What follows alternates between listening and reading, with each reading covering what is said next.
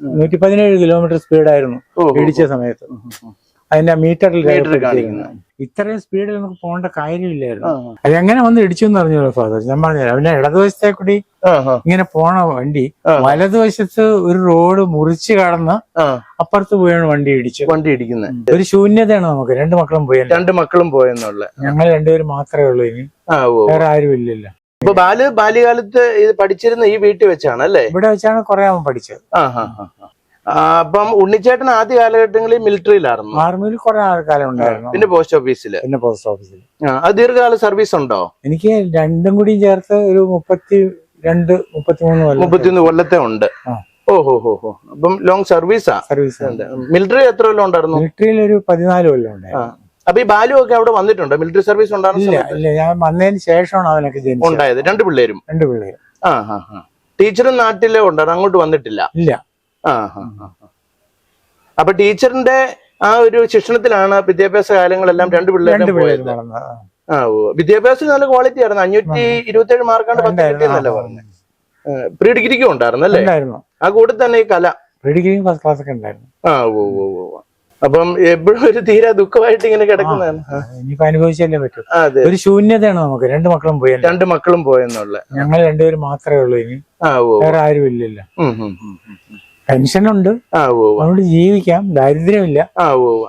പക്ഷെ അപ്പൊ ടീച്ചറിന്റെ ഒരു കലാകുടുംബമായിരുന്നു, കലാകാരന്മാരുണ്ടായിരുന്നു. അപ്പൊ ബാലിച്ചേട്ടന്റെ ഒക്കെ കുടുംബത്തിനും അങ്ങനെ ഒരു താല്പര്യം പണ്ട് തൊട്ടേ കലയോടുണ്ടോ?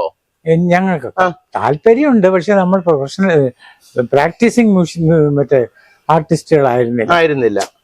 താല്പര്യമുണ്ട്, ഇതിനോട് ബഹുമാനം ഉണ്ടായിരുന്നു. പക്ഷെ ഈ പ്രാക്ടീസിങ് ആർട്ടിസ്റ്റുകളായിരുന്നില്ല. ടീച്ചറിന്റെ വീട്ടുകാര് പ്രാക്ടീസിങ്. അവരുടെ അച്ഛൻ തന്നെ പത്മനാഭസ്വാമി ക്ഷേത്രത്തിലെ 1ാം നാഗസ്വരമായിരുന്നു. നാഗസ്വരം 1ാം നാഗസ്വരമായിരുന്നു, നമ്പർ 1 അവിടെ. അതിന്റെ ഹെഡ്. പത്മനാഭസ്വാമി ക്ഷേത്രത്തിലൊക്കെ പോയി ബാലും വായിച്ചിട്ടുണ്ടോ? പിന്നെ ഉണ്ട്, എത്രയോ പ്രാവശ്യം. ഉണ്ട്. അവന് ചോറ് കൊടുത്ത അവിടെയാണ്. അവന് പേരിട്ടത് അവിടെ വെച്ചാണ്. ലക്ഷ്മിക്ക് സംഗീതത്തോട് താല്പര്യമുള്ള ആളായിരുന്നോ? അറിഞ്ഞൂടെ എങ്ങനെയാണെന്ന്. കൂട്ടത്തിൽ എല്ലാത്തിനും പോകുമായിരുന്നു അല്ലേ? മിക്കവാറും. താല്പര്യക്കുറവുണ്ടാവേണ്ട കാര്യമില്ല, പക്ഷെ ആർട്ടിസ്റ്റ് ഒന്നുമല്ല. ഞാൻ ഈ അപകട സ്ഥലം ഒന്ന് പോയി കാണാം. അവിടുത്തെ മരങ്ങളെല്ലാം ഇടിച്ചുമരെല്ലാം പോയി. NH ഡെവലപ്പ് ചെയ്ത് വന്നപ്പോഴത്തേനും പോയി അല്ലേ?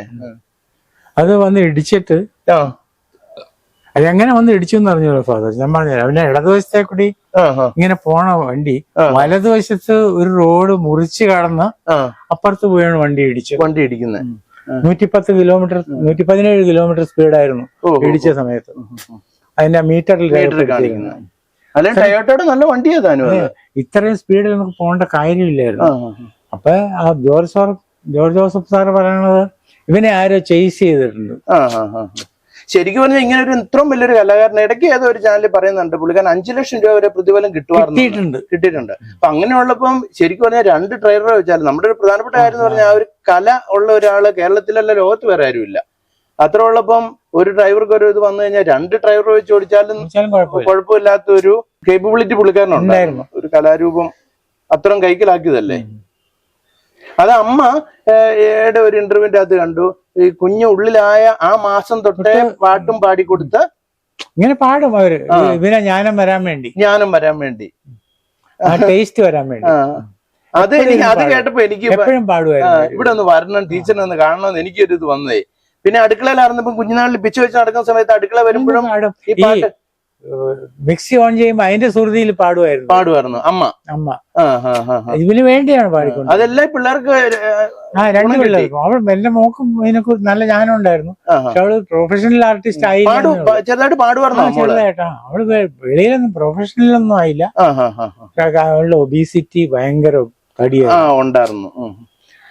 ഡിപ്രസ്ഡ് ആയിരുന്നു. മിലിറ്ററിയിലൊക്കെ ആയ കാരണം ഒരു മനസ്സിന്റെ പവർ ഉണ്ണിച്ചിട്ടുണ്ട്. അങ്ങനെ പോണോ? 2 പിള്ളേരും പോയി. പവറൊന്നുമില്ല, അങ്ങനെ പോണു. ഒരു ഡെഡ് മാൻ വാക്കിംഗ്. അതാണ് ഇപ്പൊ എന്റെ കണ്ടീഷൻ. ശശികുമാർ സാറിന്റെ റൂമാണ് ഈ കാണുന്നത്. അതിന്റെ അനിയന്റെ മറ്റേ പ്രാക്ടീസ് കിടക്കുന്ന ബെഡ്റൂം ഒക്കെ. അപ്പൊ അതിന്റെ അകത്ത് ബാലുവിനെ പഠിപ്പിച്ച വയലിനും എല്ലാം അതിന്റെ അകത്തുണ്ട്. ഒരു ചെറിയ ഇറ്റാലിയൻ വയലിനാണ് പഠിപ്പിച്ചുകൊണ്ടിരുന്നത്. ഈ അപകടം നടന്ന സ്ഥലത്തൊക്കെ അന്ന് ഉണ്ണിച്ചേട്ടനൊക്കെ ഞാൻ പോയിട്ടുണ്ട്. പോയിട്ടുണ്ട്. നെക്സ്റ്റ് അതാണ് പറഞ്ഞത്, ഈ റോഡ് ഇങ്ങേപ്പുറത്ത് ഇടതുവശത്തെ കൂടിയല്ലേ പോണത്. അഥവാ ഇനി ഡ്രൈവർ ഉറങ്ങിപ്പോയതാണെങ്കിൽ തന്നെ നേരെ അങ്ങ് പോവുകയല്ലേ ഉള്ളൂ. ഇത് അങ്ങനെയല്ല, റൈറ്റിലേക്ക് തിരിഞ്ഞ് അപ്പുറത്തൊരു റോഡുണ്ട്, സർവീസ് റോഡ്, അതും ക്രോസ് ചെയ്ത് പോയാണ് മരത്തിലിടിച്ചത്. അതിലാണ് നമുക്ക് സംശയം. അതിപ്പോ എടുത്തുപോയി. അതിലാണ് നമുക്ക് സംശയം തോന്നിയത്. ഇടതുവശത്തെ കൂടി പോകുന്നത് പിന്നെ സാധാരണ നിയമം അനുസരിച്ചാണ്, ഈ മറ്റേ ലോ ഓഫ് മോഷൻ അനുസരിച്ചാണ് അത് കണ്ടിന്യൂസ് പോകും. ഉറങ്ങിപ്പോയാൽ അങ്ങ് പോയി അവിടെ എവിടെയെങ്കിലും പോയി ഇതങ്ങനെയല്ല, ഇതിങ്ങനെ വലത്തോട്ട് തിരിഞ്ഞ് പോയി ഇടിച്ചിരിക്കുകയാണ്. എന്താണ് കാര്യം എന്ന് അറിഞ്ഞൂടാ. അന്ന് NH-ന്റെ എത്ര 4 വരി ഇല്ല, 4 വരി പാതയാണ് അന്നും ഉണ്ട്. ഇപ്പം വീണ്ടും വലുതായി അപ്രോച്ച് റോഡൊക്കെ ആയിട്ടല്ലേ.